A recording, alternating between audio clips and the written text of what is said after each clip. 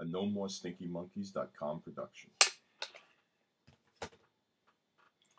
Even though I was a fan of this next act's music since the movie Animal House came out in 1978, I never felt a deep respect for him until I heard a story about his greatest song in 1992.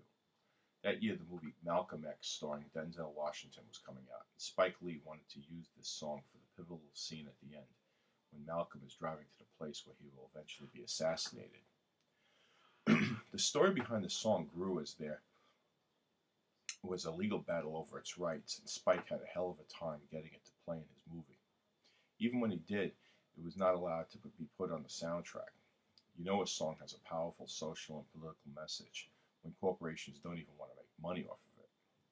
I'm not sure if I ever heard the song before then, but it held way more significance as it played in the movie, as a haunting hymn to the eventual murder.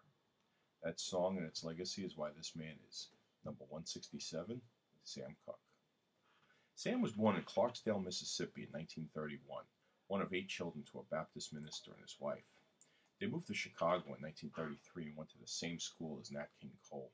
At 9, he started his singing career with his siblings in the Singing Children group and was lead singer at 14 of the Highway QCs.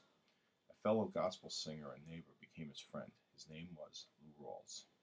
In 1950, he became the lead singer of the gospel group The Soul Stirrers and brought an unusual, youthful sex appeal to gospel music, which drew large young female fans. He made his first secular soul single, Lovable, in 1956, and tried to hide behind an alias, but there was no mistaking that unique voice. His first record label expected another Little Richard, but when they heard him covering Gershwin, they became angry, and Sam Cooke quit the label. In 1957, he released his first single for his new label, called You Send Me, and it went to number 1 on both the pop and R&B charts. In 1961, he started his own label, helped discover Bobby Womack, and had another huge hit with Chain Gang.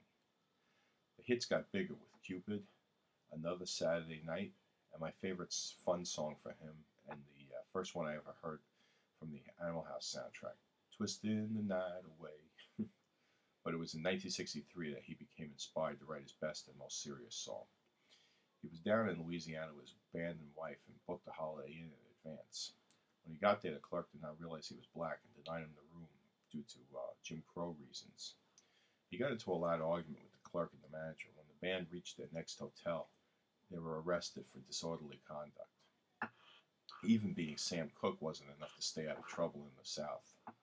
So he was happy that a song about the civil rights struggle was such a success in Blowing in the Wind, but embarrassed that a white man, Bob Dylan, had made it, and there was no corresponding song from a black voice.